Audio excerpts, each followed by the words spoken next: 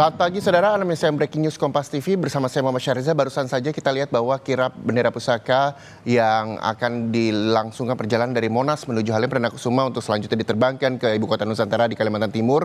Hari ini berlangsung dan untuk membahasnya saya tidak sendiri, sudah hadir bersama saya Pak Asfi Warman Adam selaku Profesor Riset BRIN. Selamat pagi Pak Asfi. Selamat pagi. Terima kasih pagi-pagi sudah bergabung bersama Breaking News Kompas TV. Tadi kita sudah melihat bagaimana kirap bendera pusaka dari Monas yang nantinya akan dibawa menuju Halim untuk diterbangkan ke Ibu Kota Nusantara di Kalimantan Timur.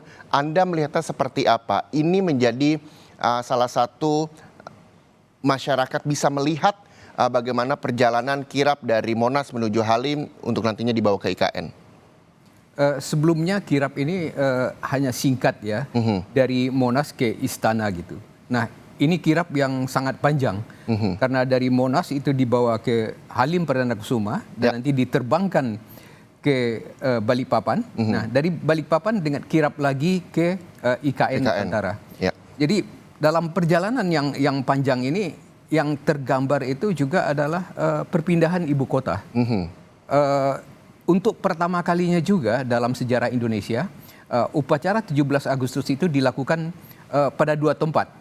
Pada ibu kota yang lama dan ibu kota yang baru gitu.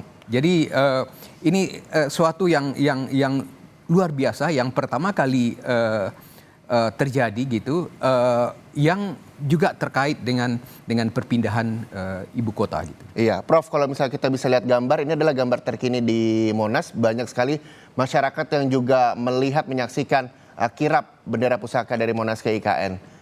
Begitu besarnya dan kebanggaannya masyarakat Indonesia terhadap bendera pusaka, apalagi ini juga menjadi hal yang pertama dilihat begitu ya, kirap dari Monas ke Halim nantinya akan ke IKN.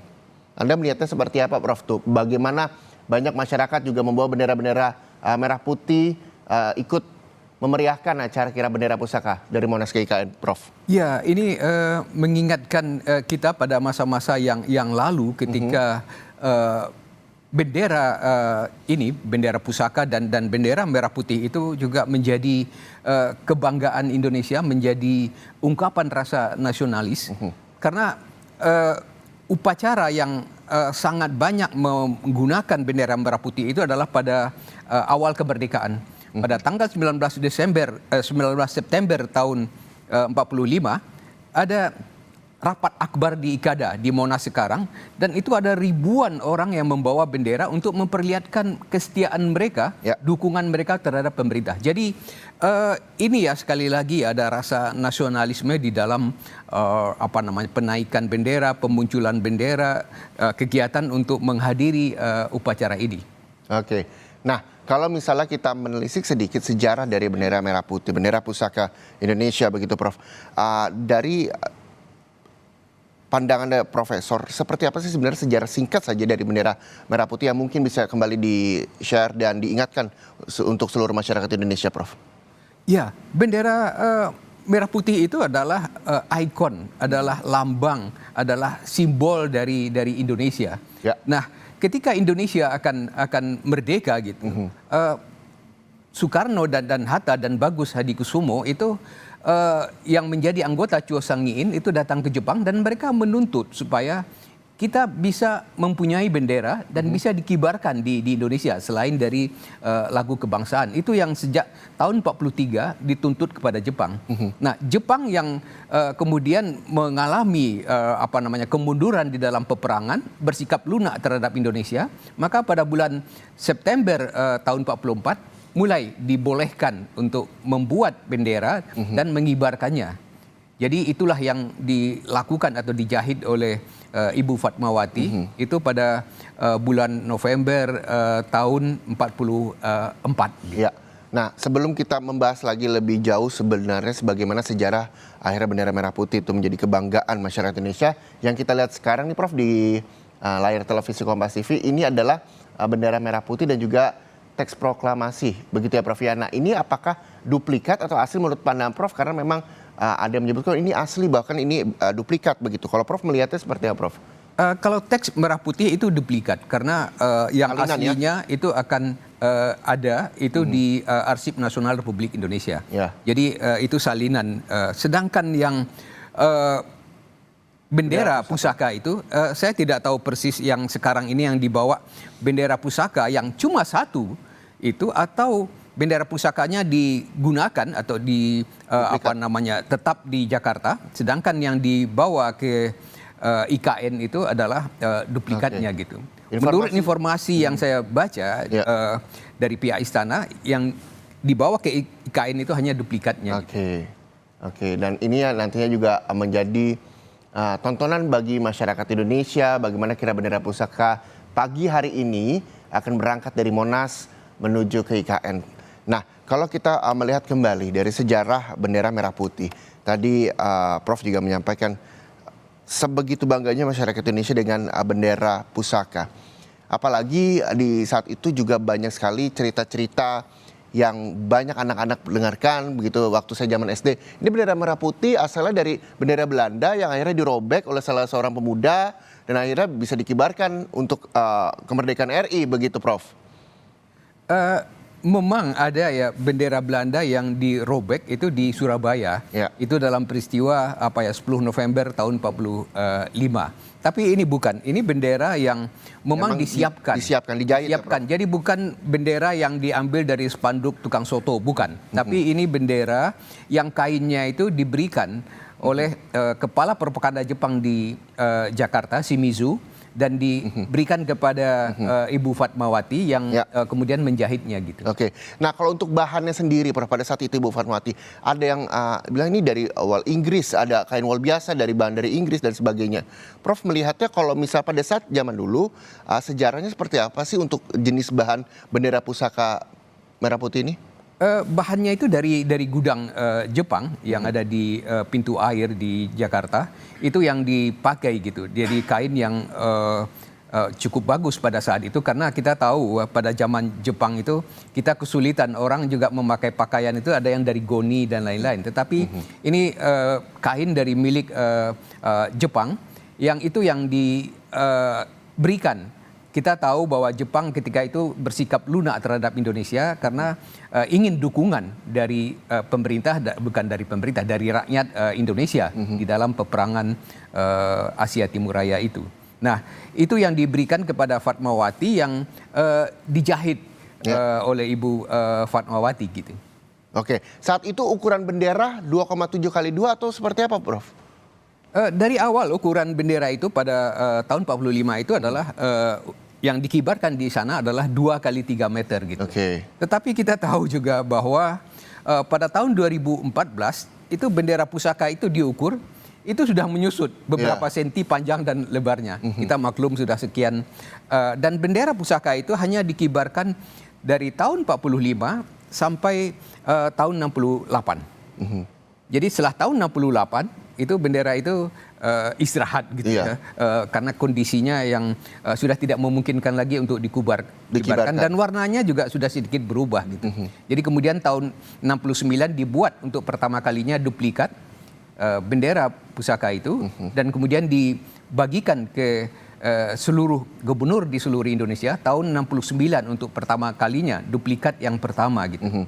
Dan kemudian tahun 84 itu dibuat lagi duplikat yang kedua. Lalu tahun 2014 duplikat yang ketiga dan yang sekarang duplikat yang keempat tahun 2014. Karena setelah sekian tahun ya bendera itu tentunya sudah tidak warnanya mungkin sudah memudar. Betul. Prof, ini adalah gambar terkini, Prof. Bagaimana kirap bendera pusaka dari Monas ke IKN ini lokasinya ada di kawasan Monas ya, kalau tidak salah, betul? Oke. Nah, ini dia bagaimana iring-iringan dari polisi militer, lalu juga ada pihak kepolisian juga membantu paskibraka ada di dalam mobil jeep dengan membawa duplikat bendera merah putih dan juga salinan teks proklamasi. Ini ada di wilayah Monas menuju Patung Kuda Arjuna. Nah, Prof, ini lagi-lagi banyak masyarakat yang mengikuti perjalanan bendera pusaka dari Monas ke IKN, kirap bendera pusaka. Begitu bangganya masyarakat hingga bahkan membawa anak-anaknya mengenakan kostum merah putih juga begitu Prof.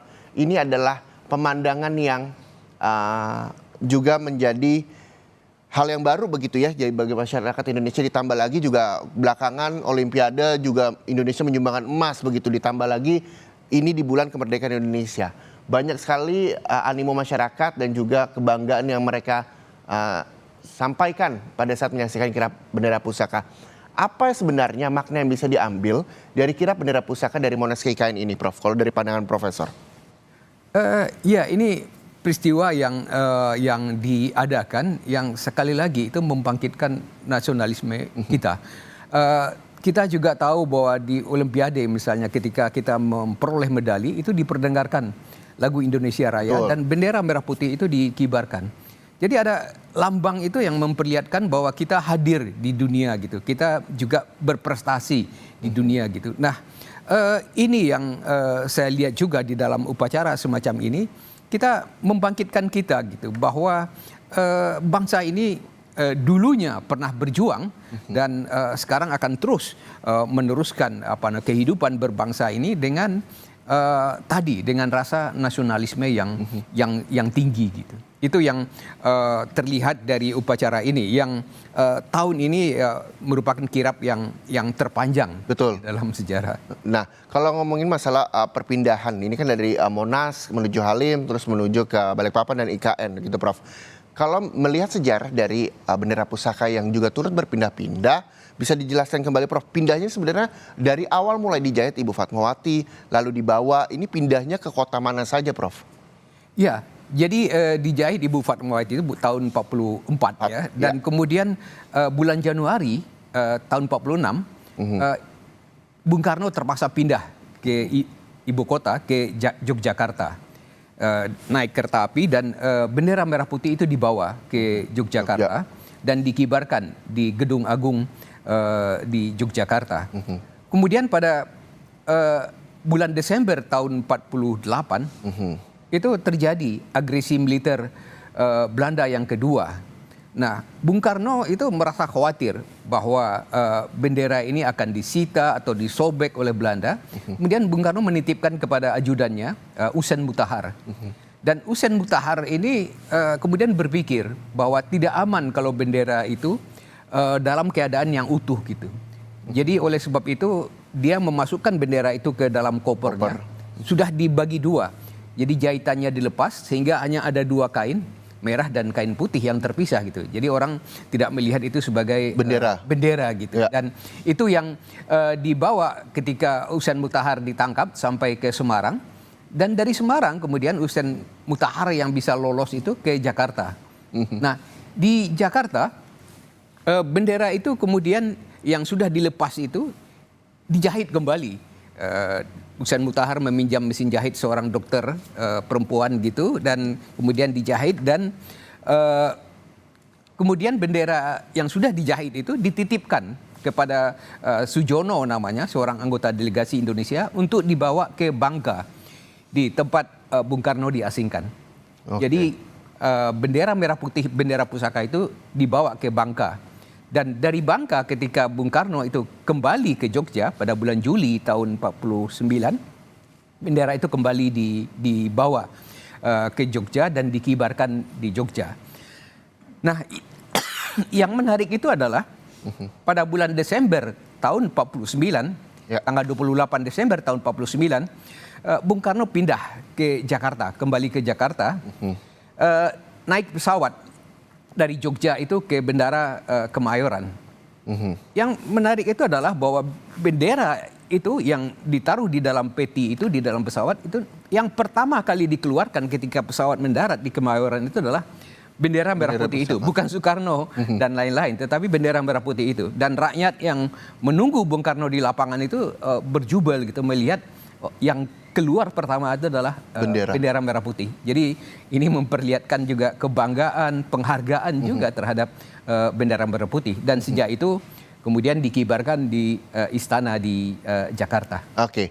Yang juga menarik perhatian saya adalah ini sosok dari Usen Mutahar yang tadi Prof Asfi juga sempat sampaikan bahwa ia memiliki ide pemikiran bahwa demi meminimalisir ketahuan dari Belanda bahwa bendera ini harus dilepas jahitannya, dipisah seakan-akan ini menjadi hanya seonggak kain warna putih dan juga warna merah. Sebenarnya sosok Hussein Mutahar ini yang juga menjadi ajudan Soekarno, seperti apa sih Prof? Gambarannya yang mungkin masyarakat juga belum banyak yang tahu sebenarnya sosok dari Hussein Mutahar ini. Beliau seorang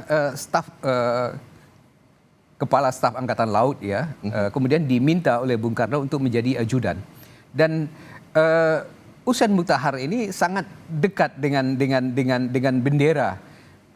Kita tahu bahwa pada tahun 46 ya, di Jogja itu diadakan juga upacara bendera, dan Hussein Mutahar lah yang mengurusnya dengan mencari 5 orang pemuda-pemudi di seluruh Indonesia yang sekolah di Jogja pada saat itu untuk menjadi pengerek bendera tahun 46. Lalu kemudian 47, 48, 50 bendera itu kembali ke Jakarta, dan Hussein Mutahar yang terus bertanggung jawab terhadap pengerek bendera atau pengibaran bendera itu. Hussein Mutahar juga lah yang mengusulkan pembuatan duplikasi bendera itu tahun 69 dan tahun 84. Jadi kita tahu bahwa Hussein Mutahar itu bukan hanya ajudan Bung Karno, tapi beliau juga penulis lagu yang sangat terkenal, yaitu lagu Sorak-Sorai Indonesia Merdeka itu, kemudian juga lagu Syukur. Jadi dia juga seorang komponis.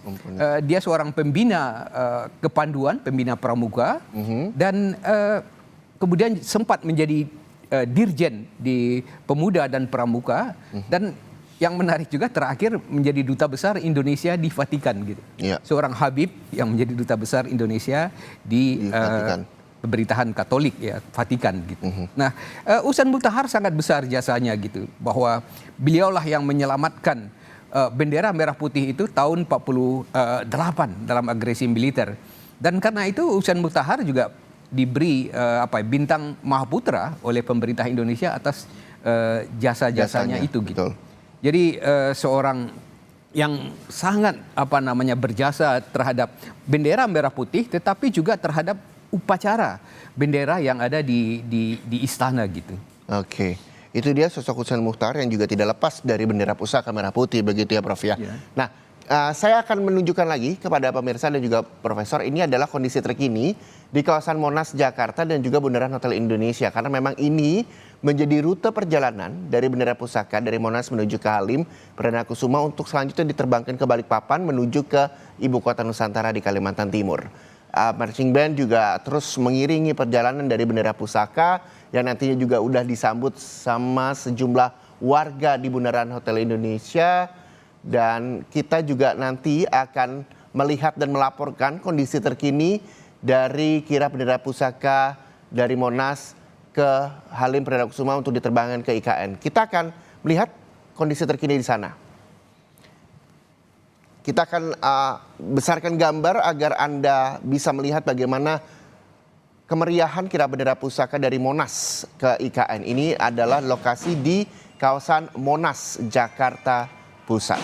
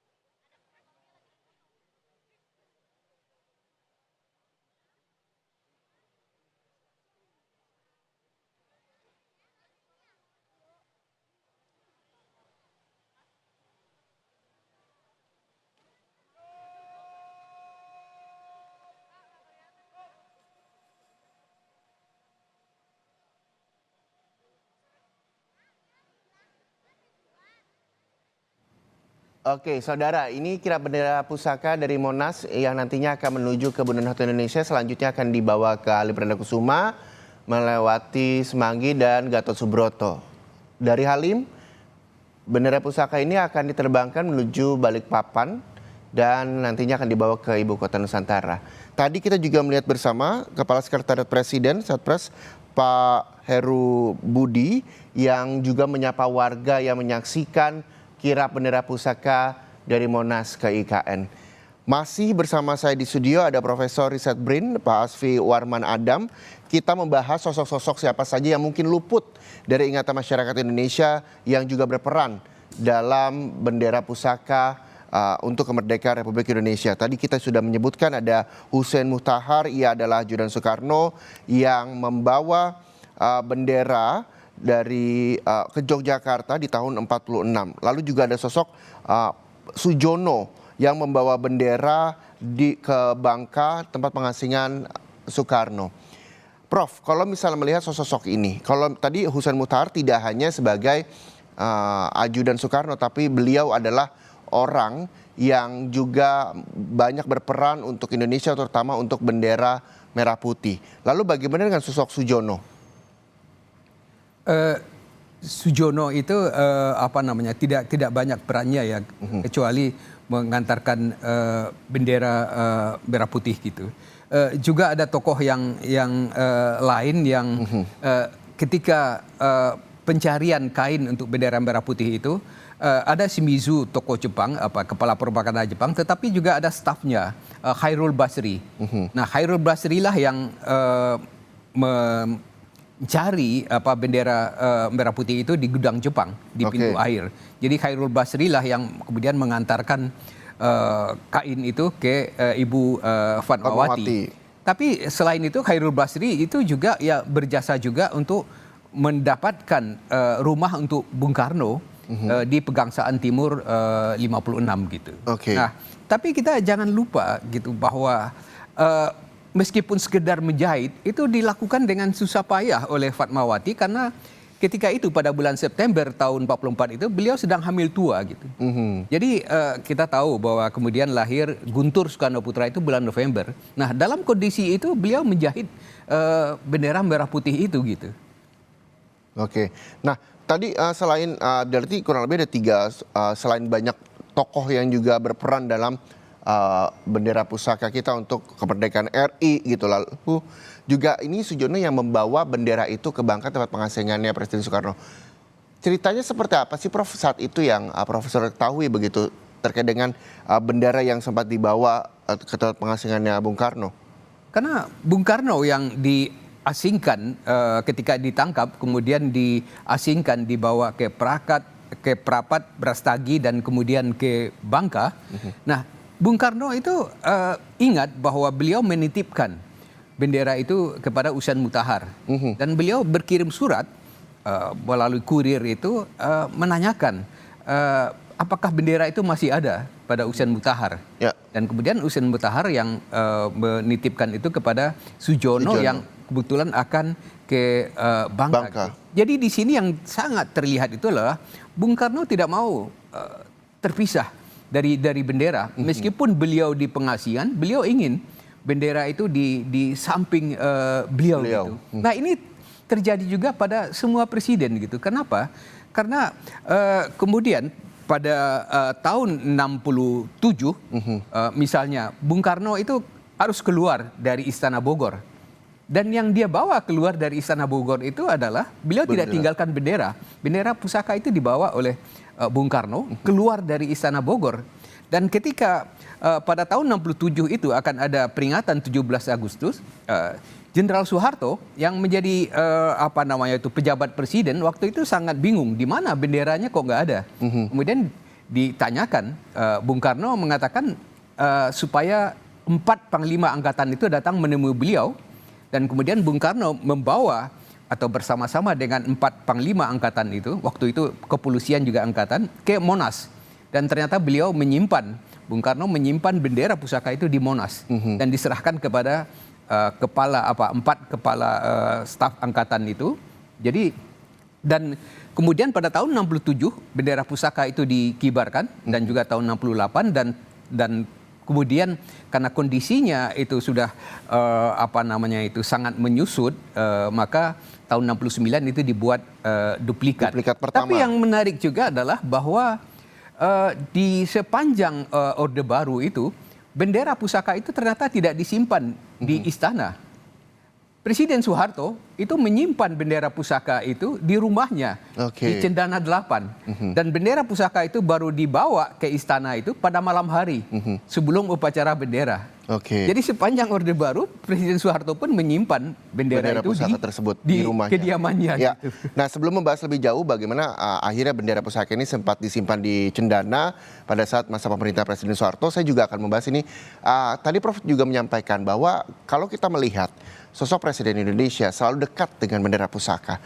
Apa sih makna yang bisa kita ambil, Prof, bahwa akhirnya bendera pusaka ini akan selalu dekat dengan para presiden kita?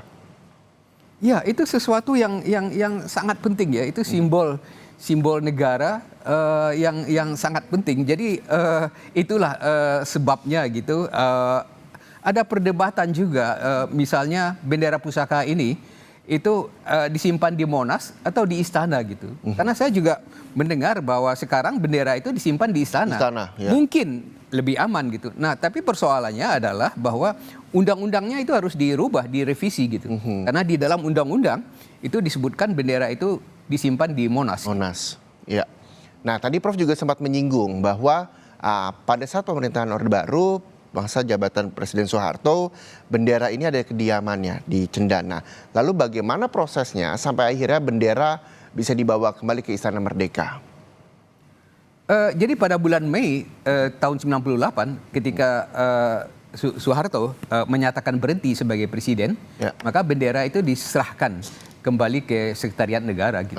Jadi bendera itu kembali ke istana gitu. Jadi bukan seperti tahun 67 ketika bendera itu disimpan oleh Bung Karno itu di Monas gitu. Tapi ini diserahkan ke Sekretariat Negara sehingga kembali ke istana. Dan ketika bendera itu disimpan di Monas juga, tentu juga ada pertanyaan, apakah bendera ini merupakan tanggung jawab dari pemerintah pusat atau pemerintah DKI karena ada di Monas gitu. Itu juga menjadi perdebatan juga gitu. Nah, hingga akhirnya pada saat Mei 1958, pada saat itu Presiden Soeharto sudah tidak menjabat, bendera diberikan kepada Sekretariat Negara, selanjutnya disimpan di Istana Merdeka. Dan bagaimana memang ini prosesinya? Apakah memang setiap pergantian presiden bendera diserahkan ada upacara tertentu atau seperti apa sih, Prof? Buktinya ya tahun 67 itu tidak ada prosesi, malah Bung Karno yang membawa bendera keluar istana dan kemudian menyimpan di Monas dan diserahkan kepada 4 panglima angkatan gitu. Jadi tidak ada prosesi penyerahan bendera dari satu presiden ke presiden yang lain. Demikian juga tahun 98 Soeharto menyerahkannya kepada Sekretariat Negara tanpa ada satu prosesi gitu. Nah, tahun 69 ini duplikat pertama dibuat tahun 84 dan sampai dengan 2014. Yang pertama tahun 69. Iya, tahun 69 yang pertama, 84 yang kedua, hingga akhirnya 2014 duplikat keempat juga dibuat. Sebenarnya selain karena tadi Prof juga menyampaikan bahwa jelang sehari, seminggu, sebulan, setahun, bertahun-tahun ukuran bendera akan menyusut, warna akan pudar. Apa yang memang akhirnya ada duplikat-duplikat dari bendera pusaka itu sendiri, Prof? Iya, bendera pusaka itu sendiri kita tahu sekarang sudah menyusut gitu.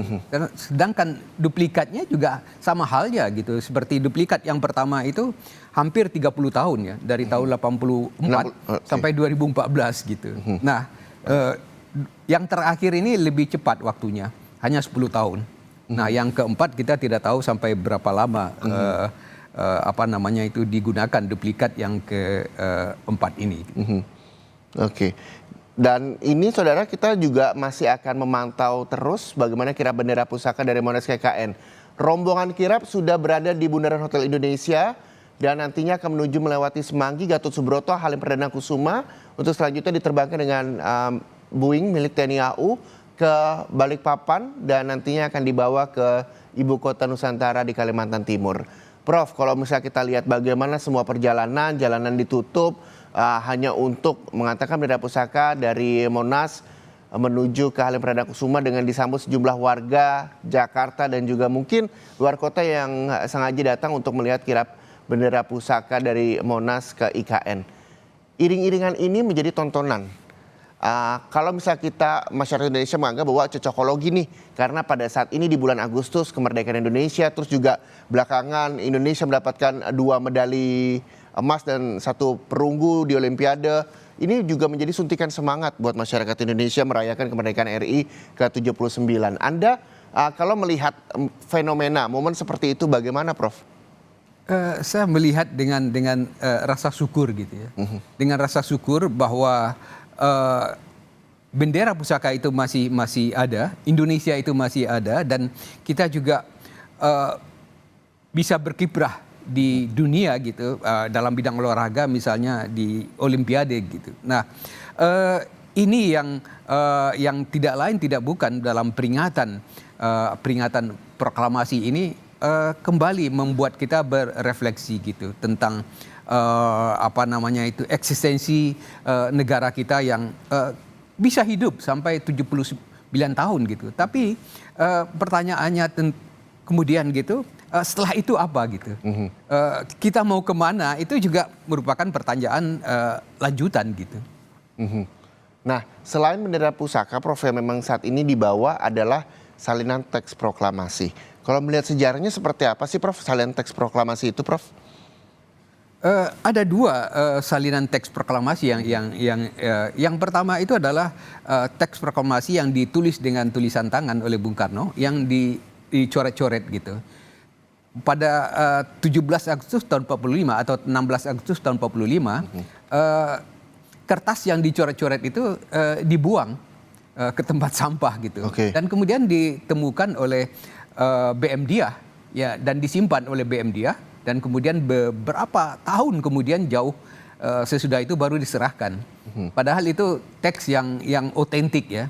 Dan kemudian kita tahu dari hasil coretan itu kemudian diketik oleh Sayuti Melik dan itulah yang menjadi teks proklamasi.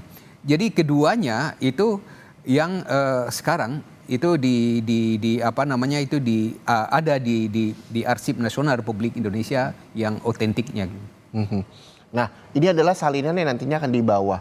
Apakah salinan teks proklamasi ini sama dengan duplikat bendera pusaka yang memang dibuat sudah ada 4 duplikat sampai tahun 2014, Prof? Ya, itu sejalan saya kira. Maksudnya apa? Jadi kan kalau bendera itu di tahun 69 ada duplikat pertama, 84 duplikat kedua, hingga 2014 duplikat keempat. Apakah salinan teks proklamasi juga sama? Oh tidak, tentunya tidak. Karena teks proklamasi itu kan cuma satu yang otentik. Dan itu kapan saja bisa disalin kembali gitu. Jadi itu yang aslinya cuma satu, itu tidak atau berbeda dengan bendera yang kemudian bisa menyusut gitu. Kalau teksnya itu bisa kapan saja dan dilihat begitu ya, Prof ya. Nah, ini sepertinya menarik, kita juga akan terus memantau dan mengikuti bagaimana kirap bendera pusaka yang dibawa dari Monas ke Halim untuk selanjutnya diterbangkan ke Ibu Kota Nusantara, dan saat ini bendera pusaka merah putih berada di Bundaran Hotel Indonesia. Jadi Anda tetaplah bersama kami di Breaking News Kompas TV. Kita akan memantau terus perjalanan kirap bendera pusaka dari Monas ke IKN. Anda masih menyaksikan Breaking News Kompas TV, saudara. Ini terkait dengan kirap bendera pusaka dari Monas ke IKN. Yang saat ini kirap bendera pusaka sedang berada di kawasan Bundaran Hotel Indonesia, yang selanjutnya akan menuju ke Semanggi, Gatot Subroto, dan Halim Perdana Kusuma untuk diterbangkan dengan pesawat Boeing TNI AU menuju Sepinggan Balikpapan dan dibawa ke Ibu Kota Nusantara Kalimantan Timur. Iring-iringan terus dilakukan dan juga banyak sekali sejumlah warga yang dari tadi juga antusias untuk menyaksikan dari mulai di Monas, Bundaran Hotel Indonesia, untuk selanjutnya ini akan dibawa ke kawasan Semanggi melewati Gatot Subroto hingga Halim Perdana Kusuma Jakarta. Oke, Prof, selain ada duplikat dari bendera pusaka, lalu juga ada salinan teks proklamasi yang memang nantinya akan dibawa dari Monas ke IKN. Tadi ada 2 sosok yang sempat disinggung oleh Prof Asfi soal sosok BM Dia yang membawa atau mengambil kertas proklamasi yang dibuang oleh Soekarno di 16 Agustus 1945. Ya, lalu sebenarnya sosok seperti apa sih BM Diah ini hingga akhirnya kok kepikiran saat itu, Prof, untuk ngambil kertas yang udah dibuang sama Presiden Soekarno? Iya, karena BM Diah ini adalah seorang pemuda, tokoh pergerakan dan yang ikut hadir di dalam perumusan naskah proklamasi itu di rumah Maeda yang sekarang jadi Museum Perumusan Naskah Proklamasi. Dan ketika melihat bahwa kertas itu dibuang oleh Bung Karno, maka BM Diah ketika itu mengambilnya dan menyimpannya gitu. Yang kertas itu kemudian diketik oleh Sayuti Melik. Gitu. Nah, itulah yang kemudian disebarkan dan dibacakan pada tanggal 17 Agustus 1945. Tetapi BM Diah tidak langsung menyerahkannya. Kita tahu bahwa suasana sesudah 17 Agustus 45 itu tidak aman gitu. Okay. Bahkan Jepang masih berkuasa. Bahkan pemberitaan 17 Agustus itu baru dimuat di koran itu beberapa bulan kemudian. Dan BM Diah pun juga menyerahkan coretan Bung Karno itu juga beberapa tahun kemudian ya. Sayuti Melik untuk diketik begitu ya, Prof. BM Diah itu adalah pendiri Surat Kabar Merdeka. Dan kemudian oleh Bung Karno sempat juga diangkat menjadi duta besar di Thailand. Gitu. Oke, itu adalah sosok BM Diah yang memang tokoh pergerakan yang berinisiatif untuk mengambil kertas teks proklamasi yang sempat dibuang oleh Presiden Soekarno di tahun 1945. Lalu beberapa tahun kemudian teks proklamasi itu diserahkan ke Sayuti Melik untuk diketik, akhirnya diketik ulang. Bukan. Diketiknya pada malam itu juga, diketik oleh Sayuti Melik. Jadi ini kan tidak terpakai lagi. Karena tidak terpakai lagi ya sudah dianggap tidak diperlukan. Tapi BM Diah menganggap itu sebagai naskah yang coretan. Berarti diketiknya itu 16 Agustus 45 juga hingga akhirnya kertas itu dibuang oleh. Dibuang pada malam itu dan kemudian diambil dan sedangkan pada malam itu juga diketik oleh Sayuti Melik. Nah, tadi kita BM Diah sudah tahu bahwa sosoknya adalah tokoh pergerakan yang juga mengambil kertas yang dibawa oleh Presiden Soekarno. Lalu bagaimana dengan sosok Sayuti Melik, Prof? Sayuti Melik juga sama halnya. Beliau lah yang mengetik teks proklamasi. Proklamasi itu gitu. Dan kemudian kita tahu bahwa teks itu diserahkan, diperbanyak dan diserahkan kepada para pemuda dan juga dibacakan pada tanggal 17 Agustus tahun 45 gitu. Jadi ini kita melihat di sini ada peran paling tidak ada dua pemuda ya, BM Diah dan Sayuti Melik, selain dari pemuda yang lainnya misalnya yang membawa Bung Karno ke Rengas Dengklok ya, yang menekan Bung Karno untuk menyampaikan proklamasi secepatnya. Nah kalau dari pandangan Prof sendiri, sebenarnya makna dari teks proklamasi itu apa sih, Prof, untuk seluruh masyarakat Indonesia yang saat itu juga dikumandangkan pada saat kemerdekaan RI? Makna yang sangat penting itu adalah suatu pernyataan bahwa kita merdeka, kita berdiri sendiri gitu. Kita ini lepas dari penjajahan gitu. Bahwa Belanda kemudian tidak mengakui itu persoalan yang lain. Tetapi bahwa ini pernyataan bahwa kita merdeka, kita berdiri sendiri, kita lepas dari penjajahan gitu. Itu yang sangat penting. Dan kalau itu tidak dilakukan ya kita akan tetap terjajah gitu. Selain bendera pusaka, teks proklamasi adalah dua benda yang memang menjadi suntikan semangat bagi pemuda-pemuda Indonesia saat itu untuk memerdekakan Republik Indonesia. Hingga akhirnya saat ini juga proses kira bendera pusaka dan juga salinan teks proklamasi dibawa dari Monas ke IKN. Ini adalah dua benda yang saat itu sangat dibutuhkan oleh masyarakat Indonesia untuk merdeka. Lalu bagaimana dengan implementasinya saat ini, Prof, untuk dua benda itu yang akhirnya juga dibawa ke Ibu Kota Nusantara di Kalimantan Timur? Pandangan Anda seperti apa? Implikasinya itu adalah bahwa kita harus meneruskan ya. Tadi kalau berbicara tentang teks proklamasi, kita harus meneruskan cita-cita dari proklamasi itu. Untuk apa proklamasi itu dilakukan? Nah, Bung Karno sendiri mengatakan karena proklamasi itu merupakan jembatan emas ya menuju kemerdekaan, menuju Indonesia yang jauh lebih baik daripada zaman penjajahan. Nah, itu yang pertama. Kemudian dari aspek bendera itu adalah bahwa ini adalah lambang dari Sebuah negara. dari negara kita gitu. Seperti halnya juga ada lambang negara ya, tetapi bendera itu juga satu ikon yang membedakan kita dengan negara yang lain gitu. Dan jangan lupa bahwa bendera lah yang dikibarkan ketika kita misalnya menang di suatu pertandingan internasional gitu. Oke. Nah, ini juga janganlah pernah lupa bahwa bendera itu selalu dikibarkan dan disaksikan banyak negara saat pertandingan internasional. Seperti kita tahu Pak, Olimpiade kemarin, begitu bangganya masyarakat Indonesia saat Indonesia pertama kali mendapatkan emas dan bendera merah putih dikibarkan dan lagu Indonesia Raya dikumandangkan di Paris, Prancis. Itu juga menjadi suntikan semangat buat masyarakat Indonesia, apalagi ini adalah bulan kemerdekaan RI, Prof. Nah, bagaimana selanjutnya masyarakat Indonesia bisa terus bangga, tidak hanya di bulan Agustus, bulan kemerdekaan RI, tapi di bulan-bulan lainnya, bahwa dengan bendera ini, bendera merah putih, bahwa kita harus berbangga sebagai warga negara Indonesia. Begitu berat perjuangan masyarakat Indonesia, pemuda-pemudi kita saat itu untuk mengibarkan bendera merah putih di tengah penjajahan Belanda saat itu. Apa yang bisa Prof sampaikan mungkin buat masyarakat Indonesia agar bisa terus bangga, tidak hanya di bulan kemerdekaan ini, Prof?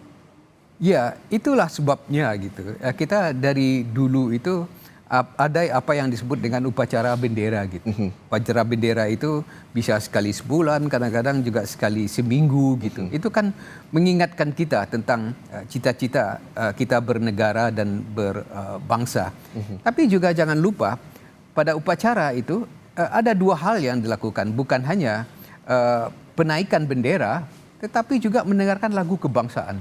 Lagu kebangsaan ini juga sangat penting. Ya. Dan lagu kebangsaan inilah yang diciptakan oleh W.R. Supratman itu pada tahun 28, dan itu dipakai terus, diperdengarkan terus gitu. Dan lagu kebangsaan ini juga jangan lupa gitu bahwa lagu kebangsaan ini pada suatu ketika itu pernah tanda petik juga dikorupsi gitu. Dikorupsi dalam arti kita ingin enaknya, kita menyanyikan itu hanya lagu kebangsaan yang satu stanza saja. Padahal kita tahu bahwa lagu kebangsaan itu sebetulnya 3 stanza gitu. Ya. Ada stanza yang kedua, ada stanza yang ketiga. Seyogyanya gitu. Itu lagu kebangsaan yang diperdengarkan itu adalah yang lengkap. Dan jangan lupa bahwa pada stanza ketiga itu sangat memperlihatkan kecintaan kita kepada Indonesia, tetapi juga di situ ada tugas dari kita untuk menjaga tanah, untuk menjaga pulau, untuk menjaga air Indonesia gitu. Jadi satu lagu yang betul-betul sangat nasionalis ya. Jadi bukan hanya bendera, tapi juga lagu kebangsaan itu selalu bersamaan ya, diperdengarkan dan ditampilkan sesering mungkin gitu. Dan bahkan kita tahu bahwa pada beberapa tempat misalnya lagu kebangsaan itu diperdengarkan misalnya pada jam tertentu gitu, misalnya di bandara jam 6 pagi biasanya. Itu sebagai pengingat juga ya Prof ya, untuk seluruh masyarakat Indonesia agar bisa menghargai jasa-jasa para pahlawan yang telah memerdekakan Republik Indonesia itu ya Prof ya.